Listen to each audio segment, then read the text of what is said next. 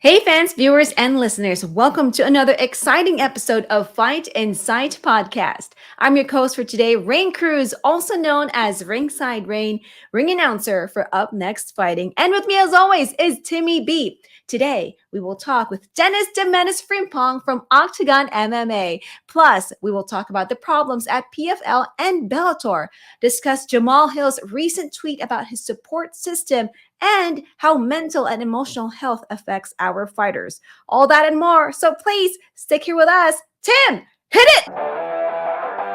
Ladies and gentlemen, welcome to the Fight Insight Podcast. Raine, I am so excited. Our guest today is from a growing and rising promotion, Octagon MMA. They began in 2016 and have really started to put out quality content, fights. They've been hitting my feed like crazy in the last little while. It's like the black and yellow. People will know it when you see it. They are based in the Czech Republic and Slovakia. They just held Octagon 56, where this man won by decision for his second win in a row with that promotion.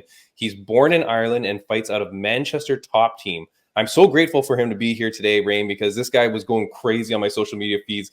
This guy is, he may be insane. I don't know. Octagon actually messaged me and said, this guy's crazy. Just ask him anything and he will go off on it. So Raine, welcome him in. Please welcome Denis the Menace Frimpong. I definitely wasn't expecting that sort of an intro, but yeah, nice to be on. Thank you so much, guys. What's going on, Denis? Thank you so much, man, for joining the podcast, dude. You are our first ever Octagon MMA fighter. And I mean, I'm so excited because that promotion is blowing up. And you are one of the stars leading the charge, my friend. How are you feeling? And how are you after that big fight? Yeah, obviously it's great to be with a promotion like Octagon. As you guys just said, they're only going since 2016, so they're relatively new. But they're already doing big things. They've done a few of these reality shows, Octagon Challenge. That's how I actually got in with them. They've expanded into a couple of different regions now. So Germany first, and then now the UK and Ireland. And, they've done a few little other projects. They have a few more projects in the works. And yeah, they've got a couple big cards this year in football stadiums. So I think one of them's set to be, if it sells out, it's set to be like the 6th biggest MMA event of all time. So yeah. Very cool. Yeah. And obviously, the character that I am, they allow me to shine as that character and sort of build my fan base and build my name on the global scene. Yeah, nice, dude. And I said it in the intro, you're born and raised in Ireland, correct? So I was raised in Ireland. I was actually born in Austria. Oh, okay. So yeah, I've a bit of a mad, I've traveled around a lot as a young kid, and then we eventually settled in Ireland when I was like 4 or 5 years old. So, but yeah. Okay, and then I saw on one of your Instagram posts you speak Czech. I don't speak Czech. No. I don't speak Czech. I speak Slovenian. Okay. My mum. Slovenian. I'm actually half Slovenian on my mum's side. But it's quite similar to Czech. Like a lot of Slavic languages have like a lot of similarities. So like I can understand bits of Czech and stuff like that. But most of the time, if I'm like, slagging off any of the Czech fighters on the roster, I use Google Translate. To be fair. Nice. And okay, so the reason why I especially got you on my radar was you're on there, you're trash talking this dude during weigh-ins. And to be fair, normally I'm like, I hope this guy gets beat down for being so brash and crazy. But what was funny was the other guy, like he looked scared. Like he wasn't really responding to you at all. Like, well, what the hell was going on? Why did you hate this guy so much? You're like, I mean, I don't hate anyone that I fight. I don't have any animosity towards them, but I do understand the art of war, and I do understand that, like, if you're not mentally sound going into a fight and mentally zoned in and focused, it can throw you off your game a little bit, and the mind and body connection can maybe not be there a little bit. And even if it's a 2% decrease in your performance, it's those little millimeters that make a difference. So I'll do what I can to sort of get in someone's head. Nice. The best part about it was that like up until that point, we'd been sort of cordial, and we'd been sort of like I'd almost drawn him into a false sense of security and thinking that we were kind of going to be friendly and it was going to be all goody goody. We were going to be respectful, and then I switched it on him the last minute. So I think that sort of threw him off a little bit, and maybe it did affect his performance. Maybe it didn't. Maybe it wouldn't have changed the result. But game is game. So. Yeah, man. No, I agree, man. I think those things matter. I think like the mental state of a fighter, of a performer, of anything as a podcaster, it matters. Like if you've got something going on mentally and you're off, man, it can mess you up. Like it really nerves and any of that stuff. Like it just throws you off. I do want to read something here. This was I saw this like in an Irish newsletter or something, and it was talking about you when I was researching you, and it says Frimpong was the star of Octagon MMA's reality TV show Octagon Challenge England versus Ireland, which is what you talked about. So there's the reality show. But then it says where he won 2 fights on the show. His brash style, both inside and outside of the cage, is quickly gaining him fans and haters alike across the roster. I'm like, what kind of article is saying that you're getting a bunch of haters? Are you getting lots of hate there, Denis? Yeah, 100%. Like, but Really? at the end of it, yeah, of course.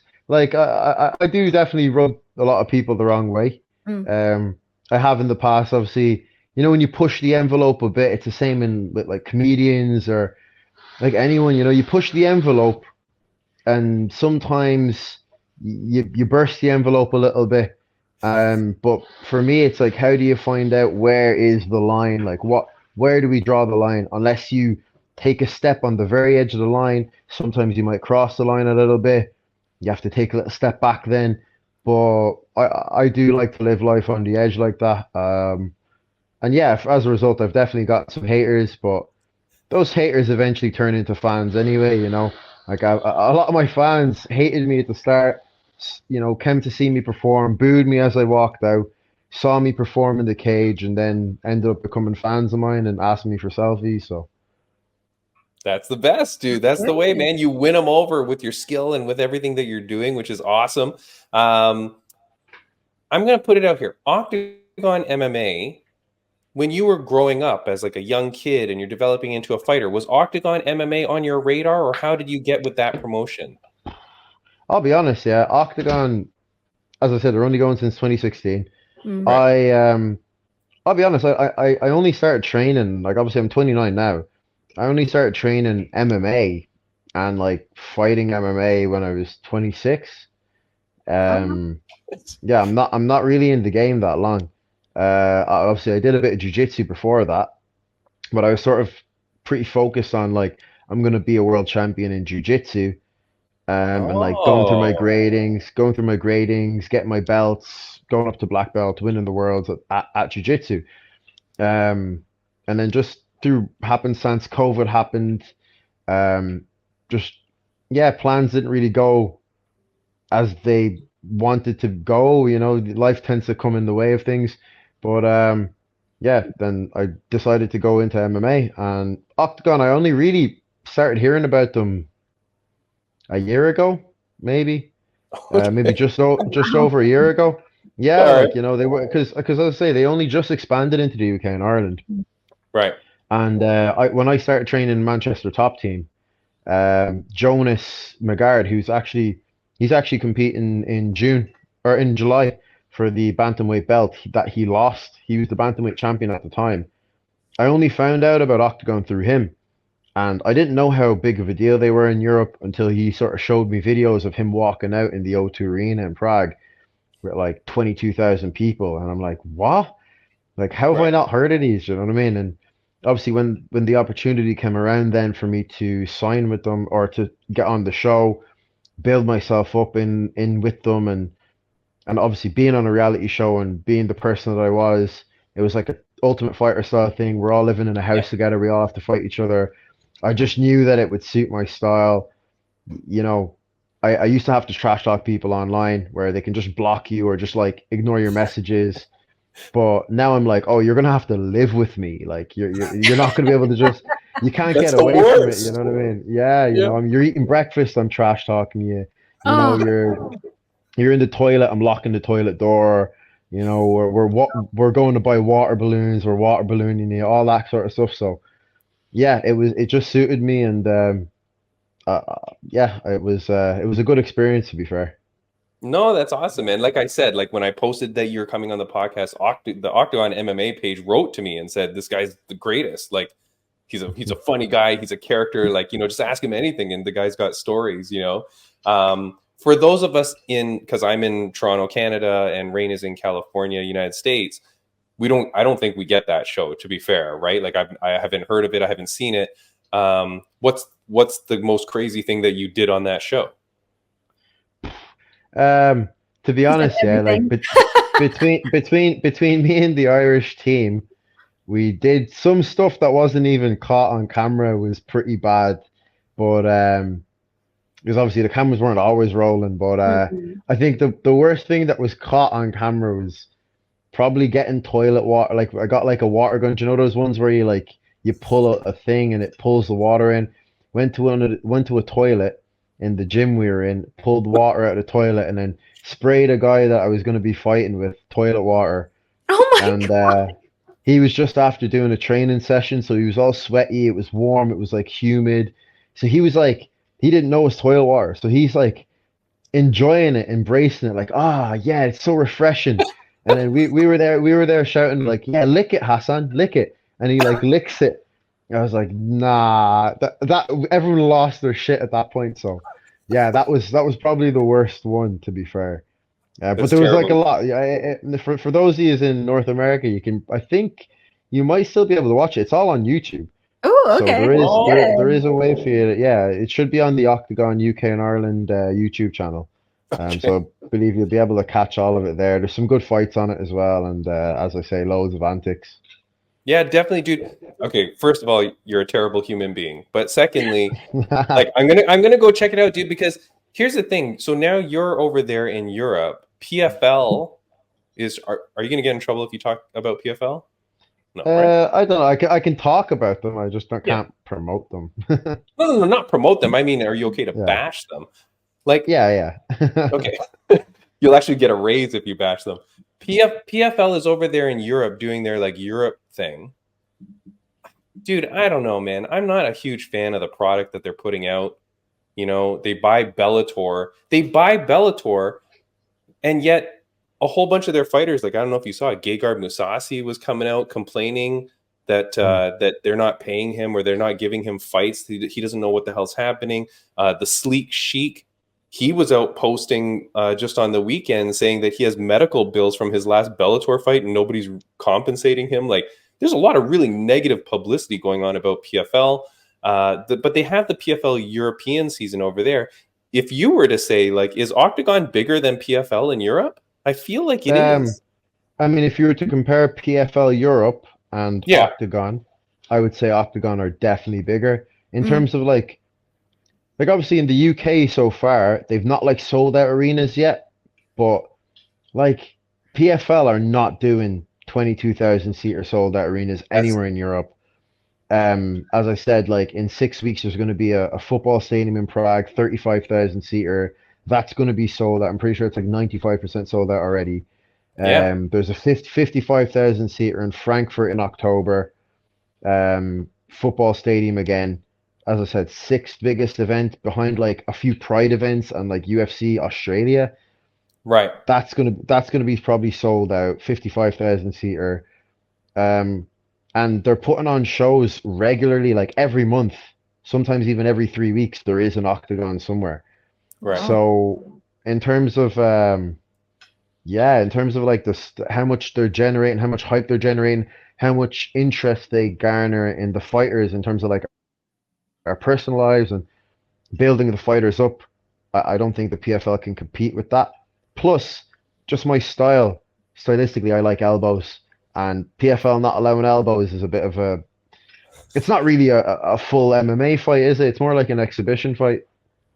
But but they only don't allow elbows in the season. But I guess everybody's in the season in PFL, right? I don't. To be fair, I don't watch too Um, much. I, I, It's the I season, think but like if you're if you're not in the season, you can use elbows. I think, like if you're just on a one-off I fight. think it's just since Bellator got bought that on the Bellator fights they do allow elbows, but I think that it might only be since they bought Bellator, because even before that, like a couple guys from my gym have fought on PFL Europe, not in the season, and they didn't allow elbows. So, yeah, that's very weird, dude. You know, because so I commentate for an organization out in Eastern Canada called Fight League Atlantic, and when I was commentating their last pay-per-view, if it's an amateur fight, the rule set is you can't strike to the head of a grounded opponent, and of course that's for safety and all that, right?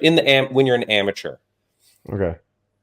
But it's a big game changer. Because like when you get the guy in the ground, now you have to go for submission. You can't ground and pound. You're not going to ground and pound to the body, right? Like it's not going to work.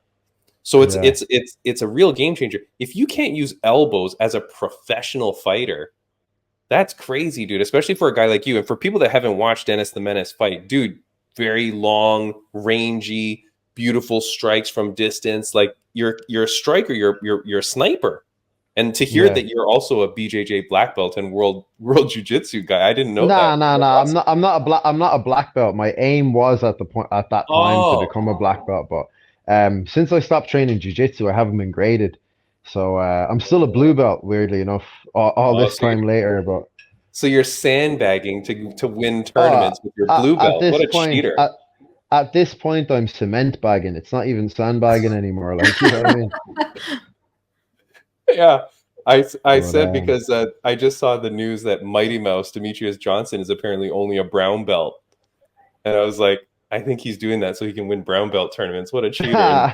People are getting mad at me. I'm like, it's a joke. It's a joke. Yeah, Alex Pereira's a black belt though. Makes no sense. There you go. Yeah, that's crazy though that Octagon MMA is growing so big. I mean, you got to think all those Saudis that invested all that money in PFL. And they're not doing well over here. They're not doing well over there. They're getting attacked by UFC here. They're getting attacked by Octagon over there. Like they're in trouble, man. I don't know what they're doing, buddy. I mean, they're gonna. I would say they're probably gonna end up going into like the Middle Eastern market a bit more. That would probably be the move for them. But I mean, as long as I'm an Octagon are taking over Europe. Let's be honest. Because I don't know anyone in PFL that has the same kind of character as me, that brings the same sort of exciting style that I bring. And, you know, it's not just me either. There's other guys on Octagon as well that they've signed from the UK and Irish scene that are bringing excitement. You know, the likes of Shamrock. We seen, you know, performed in the same card as myself. You know, even Andrei Kalashnik, even though he's Czech, you know, and everyone thinks I hate the Czechs, but he's funny, you know, like I like the sort of comedy style that he brings. He's sort of self-deprecating, but somehow makes it funny, you know. Yeah. No, look, you need to create stars. You need to create people because, like, you know, as Octagon is growing, they need stars to be able to back, right? That said, you just won your fight. Who is next for Denis the Menace? Who do you have your eyes set on? Anyone, to be honest. But I had a guy that promised to fight me in 6 weeks' time. This is back in January. He said he'd fight me in June on that football stadium card in Eden. His name's Andrei Petrosek. So we're just waiting to see if he hasn't lost his arse. But so far, I called him out on the microphone after my fight in the weekend. I got back to the hotel room. I went to tag him on Instagram, and he's vanished. And I thought he just blocked me. I thought he blocked me, but it turns out he's deleted his whole Instagram. So we don't know. We don't know. We're gonna find out now in the next few days. Listen, he went running. He went running. I mean, that's pretty bad. You 30-24'd a guy without even stepping in the cage. That was a TKO. He went missing. You know? In fact, he didn't. A verbal tap. A verbal tap. Dude, a verbal strikes. I mean, we've never seen it before. Outrageous. Dude, that's crazy, man. Let me just, I'm going to show this. I mean, I was going to talk about it with Raine here, but I'll ask you since you're here. And I've got your Instagram down on the bottom here for people that are listening only on audio. It's at Dennis_Frimpong_MMA. I'll put your Instagram on the show notes. Is that the best place to go find you? Like when people want to know more about you, they go to your Instagram? Yeah, Instagram. I'm not really I'm a bit too old for being active on TikTok. I am on TikTok, but I'm not. Yeah. I don't understand it, to be honest. Okay. How's your that's OnlyFans? How's your OnlyFans going? Not going just yet. So No? No? no, I can't imagine I'll be doing any of that. But I might start putting some fight content and some tutorials and stuff like that on OnlyFans. But Yeah, we'll see I don't how know. that That's goes. weird to me, man. When people do something other than sex stuff on OnlyFans, I'm like, people are just gonna think that's what it is. I don't understand. Like, anytime I I see swear it, Diego Sanchez had an OnlyFans for a while, didn't he? yo, you know what happened with that? That was all like Yeah, he was getting pimped out by that what's his the name? manager guy. Yeah, he Yeah, was like his coach manager. What was his name again? Oh, Faria. Fabia. Yeah, Faria. Oh, Yeah, weird. That whole situation is weird. yeah, and like not only that, but like Rain, I don't know if you were following that. Like there's like hidden camera videos of like where the guy Joshua Fabia or whatever, where like they're in the house and he's like, you have to sign this because you owe me money because you've ruined my life. Like that's the manager talking to him going, you owe me money. Your mother doesn't like me. Like weird stuff. And it's like hidden cameras that like we're all recording the conversations. It's like super messed up, man. Like I hope that Diego's okay because like we said, like, you know, people's mental states and stuff like that can get messed up. But if you have like a manager or someone around you that's like really messing you up, dude, I don't know, man. Are you okay, Dennis? You've got a good manager. You're okay. Do you need Rain to manage you or anything?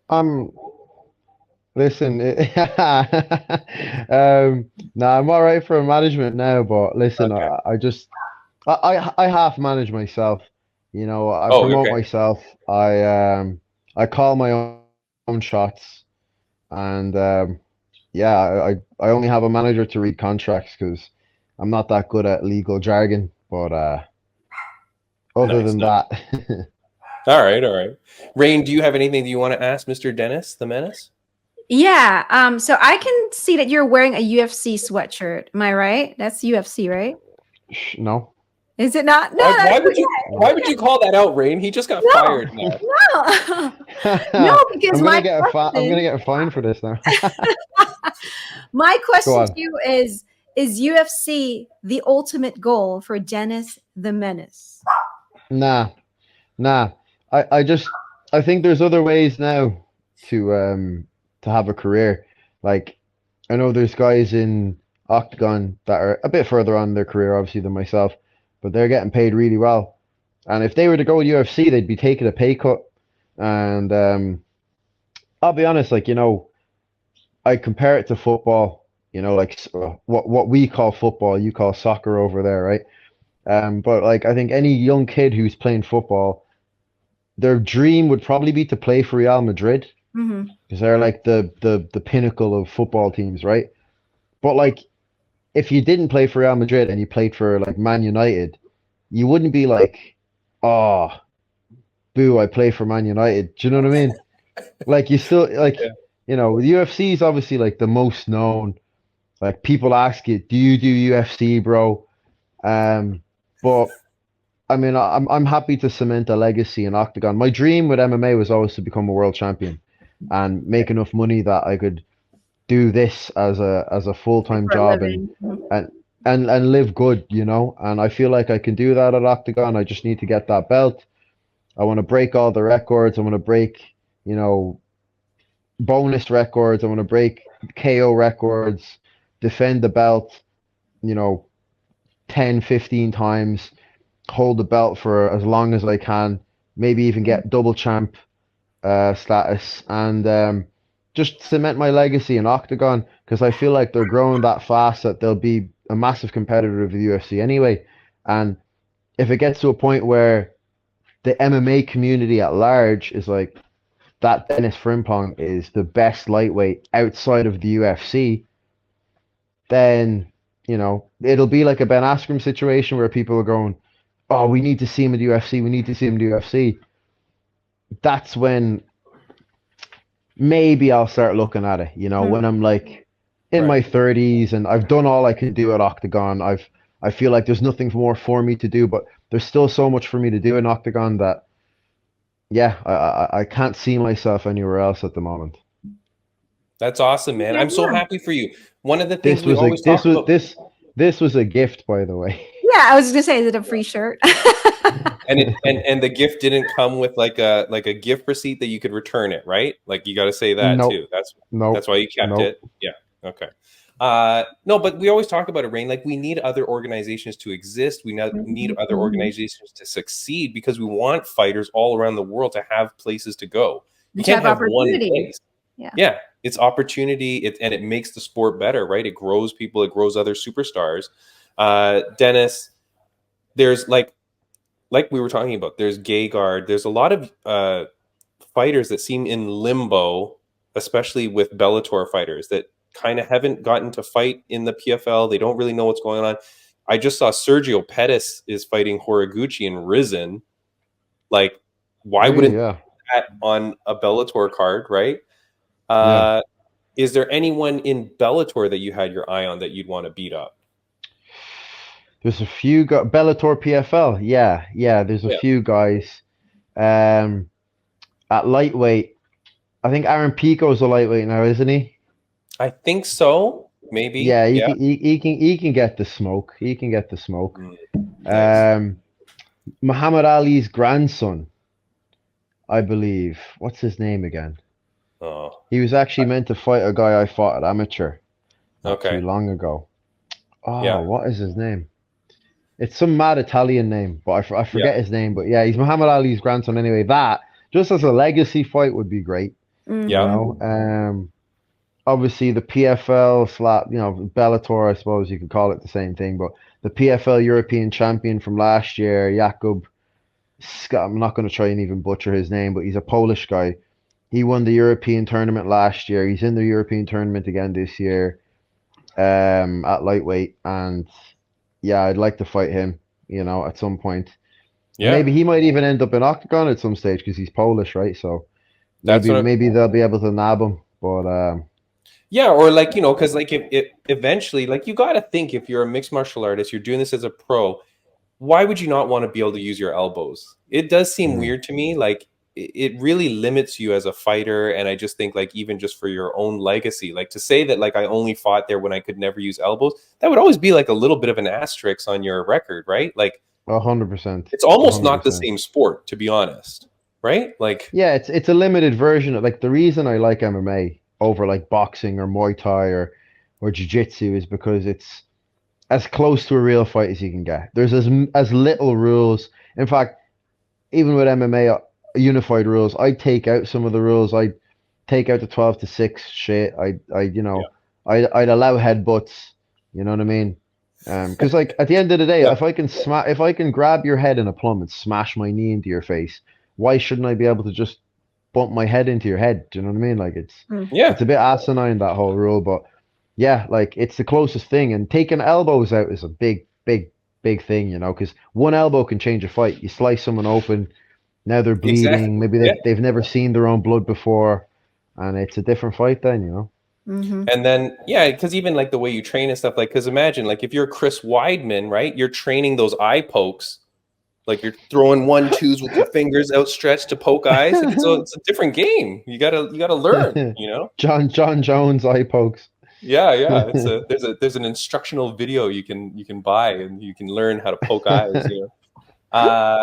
Denis, man, look, there's one record that you also have to beat as you become a professional, and that's the most guest appearances on the Fight Insight podcast. You're going to have to aim for that one too. Don't forget that record. Who's been on it the most so far? Dude, it's a tough one though. It's UFC veteran Brian Bam Bam Barberena. Brian Bam Bam, big Tuivasa, No, not that Bam Bam. Bam Bam Barberena, the guy that wears the overalls. Is he still in the UFC? He just fought recently. We don't know what's happening next, but he's been on 10 times. 10, fucking hell. 10. So you gotta get going. You know what I mean? You know what? Listen, I'll just get on after every fight. How about that? That's the way, There you right? Yeah, go. that's the best. Next, and I'm an active guy, so by the end of the Yeah. year, we should have at least another 5 done. All right. That sounds good, man. Look, I'm going to ask you a last question, if you don't mind. It's a question that my mom used to ask me all the time growing up. I want to ask it to you now. Denis Frimpong, on a scale of 1 to 10, how happy are you? Shama. Is that 9? Shama. What in general or right now, like? However you want to take that question, my friend. I'm never happy. I'm never happy. I'm always happy, but I'm never happy. Okay. Because I'm always happy with where I'm at, but I'm always happy to be happier. Oh, okay. What is something that you would like that would make you happier? Like, what's something that you're striving for, maybe? A world title and more than £5 in my bank account. That's a good goal. Good short-term goal. What is the Vigor 8 shower? Did you win something? The Vigor 8 shower gel. So Vigor 8 shower gel, shout out them. They're a sponsor of mine. They are antibacterial, antifungal, shampoo and shower gel, all in one. They have no like harmful chemicals in it. It's all natural ingredients. So if you want to get some of that, link in my bio, you get a discount with my code, and yeah, they will sort you right out. It doesn't have any of those hormone blockers as well that you find in most shampoos these days.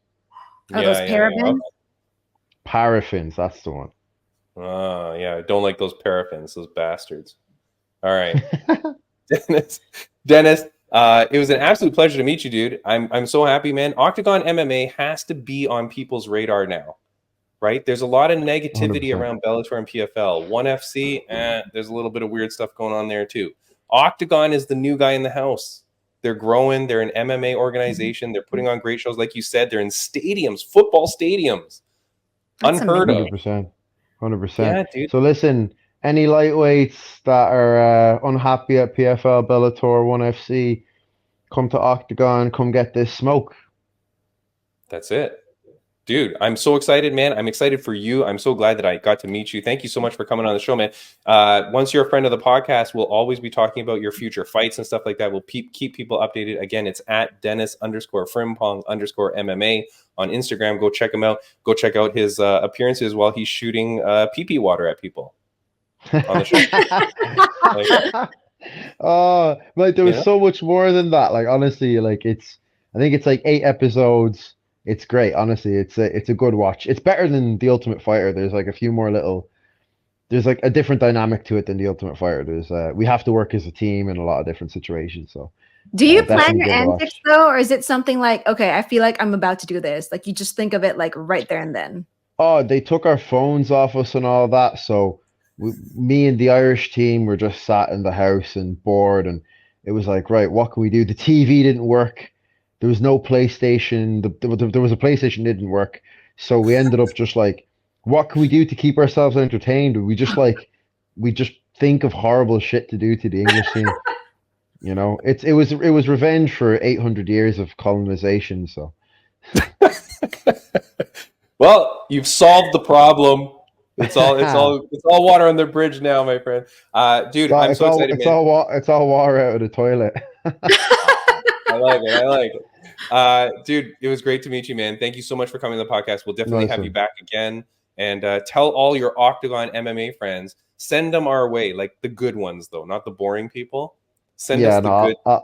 Hey, get Andrei Kalashnik on. He is brilliant, honestly. Okay. He is brilliant. Okay. But yeah, I'll definitely let them know. I'll send you a few names to get in touch. Yeah, man. Send me some, because I'd love to meet you guys. You guys are the new kids on the block, and very excited to meet you all. So thanks, buddy, and we'll see you soon. Hey, thank you for having me on, and thank you for that great intro, Raine. That was hey, I appreciate it. I'm glad you liked it. Probably the best podcast intro I've ever had, to be honest. Aw. Well, it's nice to meet you. Thank you for joining us today, and I got to announce you. It's an honor. you want to Thank you. announce him out? Say goodbye and announce him out. Announce him. And the winner is. Yeah. And the winner, Denis, the Menace, Frimpong. Yes. All right, buddy. No, Have a good one, man. Thanks, She's not going to stop talking about the compliment now that you gave her for the rest of the show. I know. That's going to be the next half hour of this episode. That's a week worth of compliments when you get a compliment off me. Yeah, wow, very nice, very nice. All right, have a good one, my friend. Nice one, guys. Thank you, buddy. Thank you, Take care. nice to Thanks for meet spending the time. Bye-bye. All right, Raine. Amazing. What a good guy. And Yeah. again, you know, we have a fighter who comes to us right after their fight. I'm always so appreciative of that because, and plus it's late where he is. Like we said, it's like 10:30 at night for him. So thank you so much to Denis. So does he technically live in the future? Because like it's like Monday afternoon for us. He's like basically like Monday night now where he is, right? Yeah. So essentially what we know, oh, it might be paused out here. How come every time our guests leave, it freezes out on us for I think there's like a little glitch, like, oh, something just left the podcast. Yeah, or someone left the podcast. So, but anyways, yeah, I mean, he is in the future. So what's good is that we know that for the next 5 to 6 hours, aliens don't invade Earth. Yes, he was okay. Yeah, so that's good. That's good news. Raine, friends of the podcast update don't really have much. All I've got is that, you know, if you need other audio podcasts, go check out RageWorks Podcast Network at rageworksnetwork.com. Go check them out for other audio podcasts. Next week on the podcast, in terms of a guest, I'm not 1,000,000% sure. I sent you, no. I sent you something and you gave me a time. I sent it to the guest. I'm really looking to get the owner and president of Bare Knuckle Fighting, BKFC, David Feldman, on this show. I think it's going to happen. It's just scheduling conflicts for the last like 6 months have always like kind of bumped us around. But I would love to talk to that dude. BKFC, huge organization. I love it.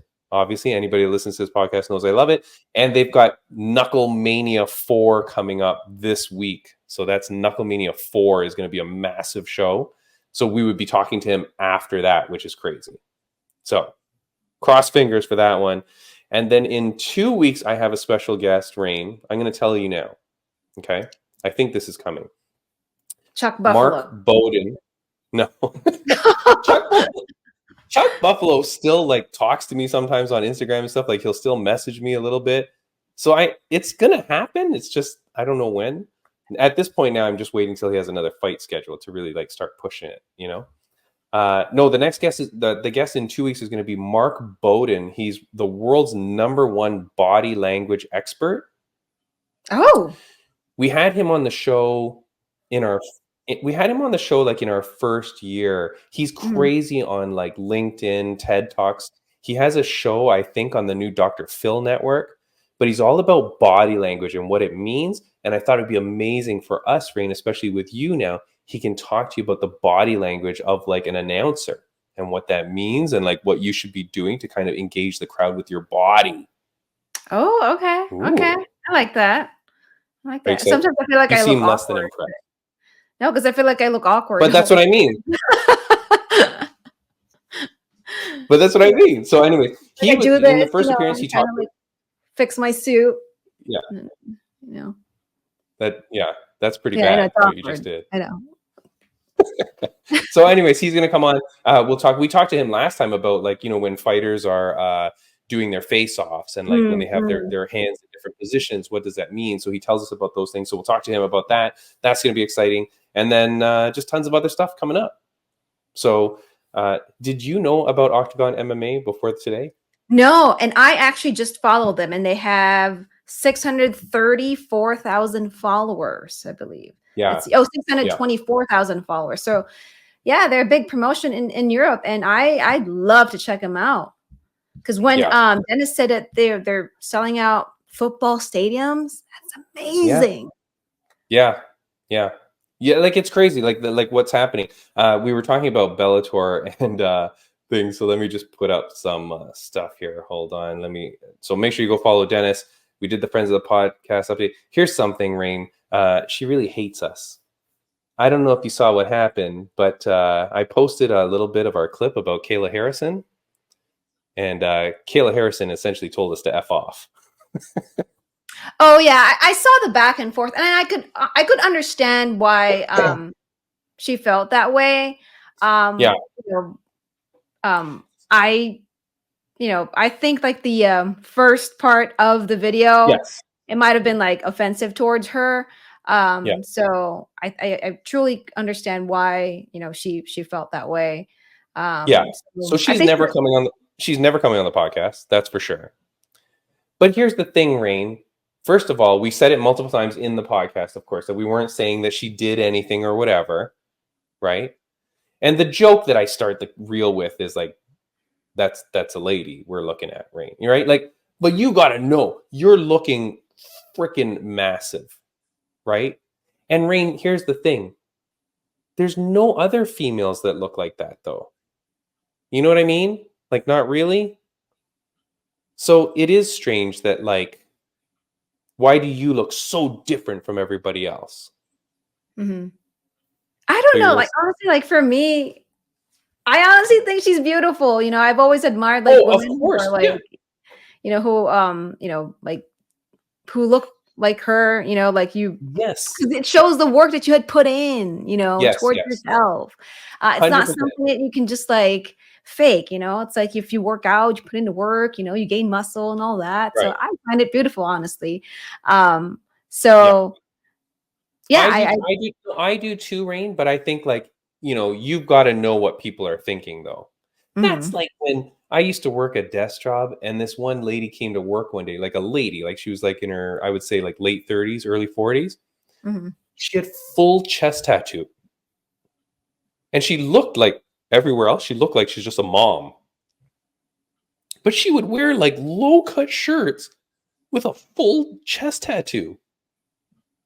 And it's like you got to know what people are going to think or what, like you can't be surprised if someone says something off or if someone stares, you know what I mean? Like, so I Yeah. feel like, But I mean, if you think about it, it's like, whatever, it kind of goes back to like, it's all, beauty is in the eye of the beholder. It's all yeah, subjective.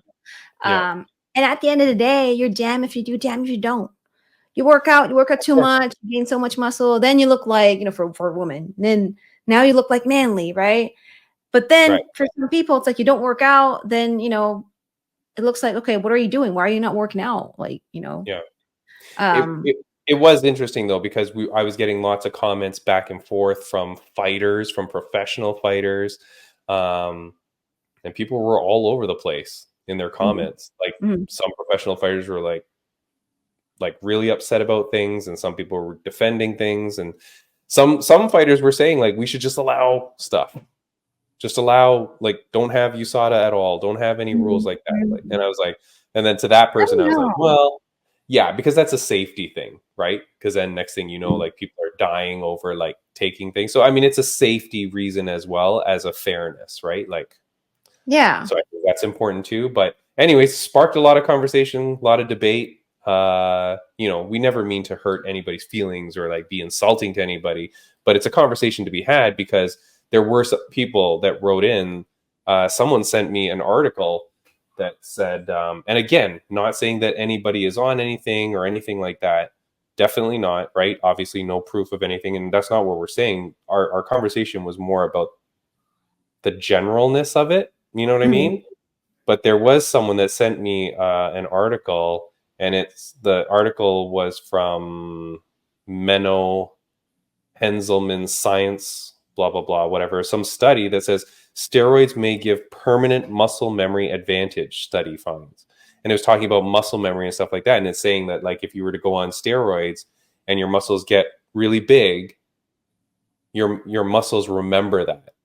And so even Okay. when you're off the stuff, when you start working out, they can re-achieve that, which was very interesting. So, anyways, lots of stuff. I'm sure we'll get into it later, but just wanted to say, that's not great. Uh, Bellator, what the heck, Rain? Bellator is releasing like their cards, like for their upcoming Mhm, mhm. fights. It's craziness, Rain. Here's this card here. Okay, so I'm going to put this up here. This is Bellator, whatever, Champion Series in Paris, May 17th. Do we have any friends of the podcast in that card or no? No, no friends of the podcast here. But the kicker is there's only one championship fight. Okay. Mm. And previously it was stated by let me just go over here. It was stated by Peter Murray, the CEO. Let me take this off the screen. It was previously stated by Peter Murray, CEO of the PFL. He says that we're excited about the new format, which is to have 2 title fights and 1 big contender fight on the top of every card. There's only 1 title fight. You're only 5 months into your promise, and it's already being ruined, Raine. Mm-hmm. Like, how can they not figure this out? It's so crazy to me that, like, you know what I mean? And then here's the other kicker, Raine. Then he goes on to say, women will play a role in the Bellator Champions Series. We're going to sign more women and make that an emphasis. Raine, count the number of women you see on this poster. Let's see. I see 2 for a bout. So that means 1 female belt in the card. So of 10 fights, 1 fight is a woman fight. I don't know, Raine. When you're only having so few cards, like you only have 8 cards in the year, they said 2 title fights. Nope, not happening. They said women are going to be a focus. Nope, not happening. Well, that could be an issue with, they probably didn't have enough female fighters to feature on this card. I don't know. That could be it too. You got to go find, but you got to go find some then, Raine. You got to go. There's got to be women out there in the world. Here's something. How about this, Raine? This came up on my Instagram. Did you see the poster for this? No. Okay, so what we're looking at here is Elle Brooke versus Paige VanZant for the Misfit Boxing Women's Middleweight title. Okay, so Raine, don't get everybody mad. You know who Paige VanZant is, right? No. Oh, God. All right. She was a UFC fighter. She was kind of like the good-looking girl on the block. Okay. She did not have glorious UFC success.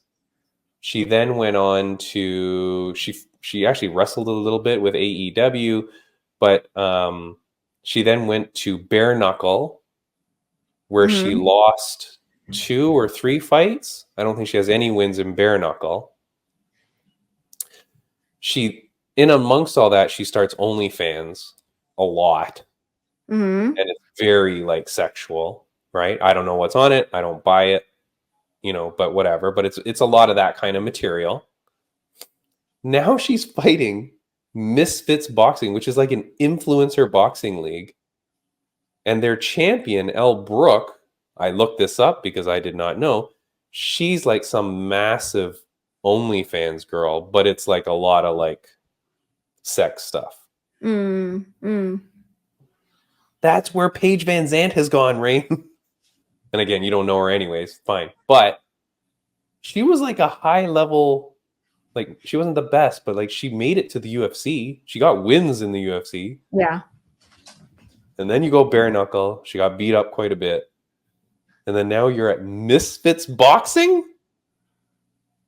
I guess like for me, it's like she's throwing the darts and seeing which one of them will land. Still like, finding opportunities for herself. Getting paid. Yeah. But can you imagine she loses to a girl who I looked up her record. I think she's 4-1. But again, you're fighting like influencers.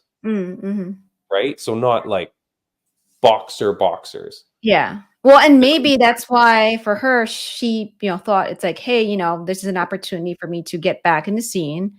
And now I'm facing someone who's not really, a fighter, right? So that might be for her, hey, she thinks she has an advantage. But again, I think for me, if it's an opportunity for her to showcase her talent, get paid, right? Why not? I guess. You're so nice, Raine. You're way I'm just saying. It's like, Even Look, the Elle Brooke girl. I saw a video where she's saying she's like, this is win-win for me. She goes, I mhm. either beat a former UFC fighter or Paige VanZant beats me, and everybody's gonna go, who cares? You beat up an OnlyFans girl. Mhm. Like But she's like, that's the thing. It's like for Elle, it's like trying, for her to basically yeah, proving herself, right? That hey, I'm yeah, not just like an OnlyFans girl, I can fight too. yeah, Um, so I think there's still like that story of like, I think at the end of the day, both women are getting opportunities that, to be honest, there's not a lot of opportunities for women. So I think for them, good for them, to have something like yeah. that. It's crazy to where we've seen Paige VanZant go. I think that's the problem. I think Mhm. we see things. Like I don't know if it's like the mental or whatever, but like as it just gets you down and down into that. Like it is weird, Rain, when like professional athletes then go the route of OnlyFans to that degree, possibly. I don't Mhm. even know, Mhm. but I'm just assuming what's there. And then now you're like boxing an influencer. It's just crazy how your life changes. You know what I mean? Like, I don't But know. like honestly, For the L girl, I did research it. She was in law school and all okay, that, and then she starts to realize how much money she can make in can make OnlyFans, yeah. and she becomes like the 0.01% top. Like she's making 6 to 7 figures a month Wow, on OnlyFans. wow. So I mean, what? And I found out her mom is her admin assistant. So I mean, you know, money talks, I guess. But it is just weird as like you and I are like in the sport world, or like we love the sport, or we're participating in it. You're an announcer, I'm a commentator, right? We're doing the podcast, like we're in the world. You want people to succeed. You want people to have the best possible. Mhm. You know what I mean? So I don't know. It's just weird that I saw Paige VanZant's face on that poster. I'm like, what the hell happened? I thought she'd be bare knuckle boxing again. Like she's good. She hasn't Mhm. won, but she's good and she's a star. But I don't know. Hey, I feel like when opportunity knocks and the price is right, and Okay, you but feel there's like, you know what, I don't mind doing this. yeah. Okay. Yeah. All right. All right. Uh Rain, we talked about it just a little bit. Okay, well, hold on. So then let's talk about one other thing. Okay. There's some fighters that have been posting stuff, and then I watch it and it makes me feel bad for them because it seems like they're really sad. And like Mm. you can see it, you see it over and over. Like I can hear, is it Professor That was barking? Joey. I think That's they could Joey. hear the mailman. So Oh, that's fine. So we talk about it sometimes off air, but like sometimes you see like people posting and it gets really negative. Like it's like almost like sad. Here's a post from Jamal Hill, who just lost at UFC 300. And his post was, when you hit a bump in the road, you see who really rock with you. The switch up has been real, but remember, I'm ain't switching back when you on top again. mm, mm. What does that mean to you, Rain? I feel like from what I'm getting from that tweet, it's, there's people who tried to ride with him when he was, about to fight again at UFC 300, hoping he would win the championship, right? And when he Yeah, didn't, he lost those people. And then who, he realized which one of these people were the real ones, the one who would stick with yeah, him, whether he had a championship or not. yeah, And I feel bad whenever that happens because it's like, it's bad enough that you didn't win, right? right. But like to lose the people that, whom you thought you had their support. And then you realize, oh my God, you're just with me because you thought I'd win. You thought you Right. could, get something out of me. And apparently not. That's kind of like hard too. But Yeah, I'm glad he's realizing who the real ones are in his life because that's a good thing. Because now when you reach that mountaintop again, you know which ones were there for you. yeah. I think it's really important for you to find the people that are supportive of you for the real reasons, Mm-hmm. and people that are supportive of you genuinely. You know what I mean? Not because they want something from you or whatever, but that just that they're genuinely supportive of you. I Yeah. think that that's really important to have, you know, and like a life lesson is that you got to find those people and you got Yeah. to weed out the other ones, you know? I can only imagine like when you're a fighter and you're a champion and the level of money, right? That must entail, and that if the people riding your coattails are there for the wrong reason, you know, I'm playing the Yeah. long game. I'm playing the long game with you, Rain. I'm your friend because when you become popular, I want to be like, whoa, Rain, I've been there ever since the beginning. Get me my Tim free who? ticket. Yeah, god damn it, Fight Rain. Inside podcast who? What? I've never heard of it before. Here's another post from someone else that posted this. I won't say who posted this, but this was interesting. This is a post that says, how you do anything is how you do everything, how you show up for loved ones, how you treat strangers, how you organize your life, how you treat your body, your mind, how you're making your bed in the morning. Nothing is isolated. How you do one thing will bleed into every other aspect of your life. Rain, what does that mean? I honestly agree to that. Honestly, for me, it's like forming habits, like healthy habits, right? Yep. And then being disciplined, right? The part we're in, it says how you bake your bed in the morning. You know, when I was a kid, my grandpa, he would always tell me, fix your bed as soon as you get up. Yeah. And then I would always get annoyed, right?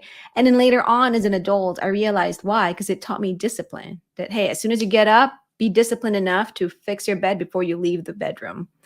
Um, and it just kind of like flows through every aspect of my life, you know. My mindset is that I want to do things now that my future self will thank me for. You know, like fixing the Mm. bed. As easy as that. You know, I wake up, I fix Yep. my bed. I don't have to worry about it later on.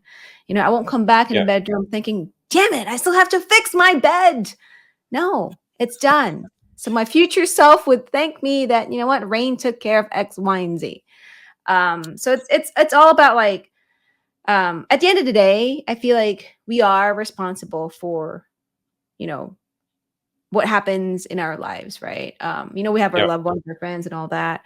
But at the end of the day, it always comes from within, right? And we can't take care of other people unless we take care of ourselves. And sometimes we just need that time to like heal, relax, and replenish because it's like, you know, we're all humans. And, you know, if we're not disciplined enough to take care of ourselves, then we wouldn't be able to kind of share that with other people. Yep. Very well said. It's so important. Rain, from the same person, the same fighter, here's two other things. I didn't put this on the screen, but I'll just Mm. read it to you. Here's things that they were posting on their story. Mm. This one says, it's like me thinking about literally any point in my life. Quote, yeah, that was a weird time for me. End quote. That's, you Oh, know what I mean? Like, just meaning like okay. every time in their life is weird. Like, it's like, that's, you know, unfortunate because you want to like see the good in your life. You want to see like the Yeah. positives. Shouldn't be every time in your life was a weird time. No, Wait, say that again. Shouldn't be what? I don't know. Like every time in your life shouldn't be a weird time. Should oh, okay. You do hope that people can find peace and have good times, right? So I'm Yeah. just saying that quote to me was weird. Here's one. Once you hit a certain age, all you really want is God, family, stability, and peace. Good quote. But again, in the context of this person that kept putting out posts like these, mind you, they're supposed to fight in a month.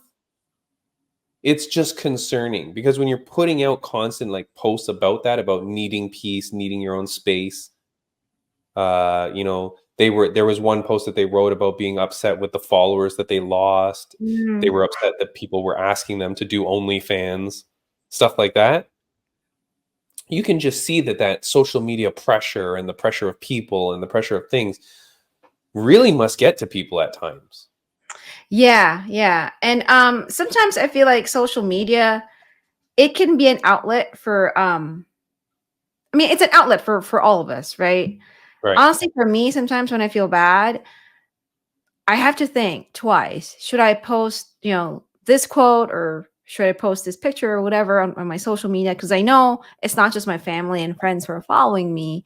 There's like, people who like support me as a ring announcer and all that. But then again, on the other hand, I'm like, well, social media is my outlet too, So I feel like if someone can use social media as like a way to just like, hey, I just want to express myself this way. This is what I'm posting. Yeah. I think they should do it. I think it's because sometimes it But offers. you gotta be doing it for yourself. Yeah. I think, I think this person is doing it for themselves. So um, if you use it to kind of like, it's a sense of like release and relief, I think it's going to be healthy. The But other thing about it too is that when you post something like that, and then someone whom you think cares for you sees it and will offer care and concern for you, that's a good thing too. But if they don't, then what? If they don't, it's basically like what Jamal Hill had posted. You know who the real ones are. Yeah. But yeah, my worry though is that you post it because you're looking for that validation, you're looking for that help, like it's a cry for help. And then when it doesn't come, it spirals you worse. Because the thing is like it may look like I see all your stories, Raine, but sometimes I'm just like whipping by. Yeah. Like, so that's the problem too. Like you may go like, oh, Raine saw that story about me, but she hasn't reached out. Yeah. Like I shouldn't take that as a negative. I don't know how quickly you read that. Or I don't know where you were when you read it. Maybe you were at a restaurant and you're just quickly scrolling through and you're like, oh, I'll get back to that later. And then you forget. Yeah. Like that's my worry is that because when you're putting it out there, I don't know what your reason is. If you're putting it out there and you have no care what happens, you don't care that anyone messages you about it, you don't care, you're just putting it for some sort of like to make yourself feel better somehow. But I worry that that's not the case. I worry that when people post things like that, that they're waiting for something. And then when that thing doesn't happen or come, then they get even worse. Again, this person posted another thing. It's just a black screen, and they just typed, "I wish I could take a day off," with a sad face. Again, it's a fighter who's fighting in a month's time. It's just negative post after negative post, and I'm like, I don't know. And then even if you got fans or supporters of you messaging you going, hey, keep it up, champ. Hey, blah, blah, blah. It's like, I don't know that that's good either because you shouldn't be seeking your validation from people through the screen. I think it's just seeking for support though. Cause I've done that before when I've posted, oh my God. What if you don't get it? Or huh? But what if you don't get it? That's my problem. And then if you're always relying on that support to come from this weird external source, like, wouldn't you want someone to pick up the phone and call you? If your true friend saw you post something like that, which kind of looks like a cry for help, wouldn't you, like, ultimately, wouldn't you really want them just to pick up the phone and call you, not just send you a heart emoji? I don't know. There are people who are afraid to, like, ask others for like help or concern. Like I'm one of them. I don't like asking people, hey, could you call me or whatever.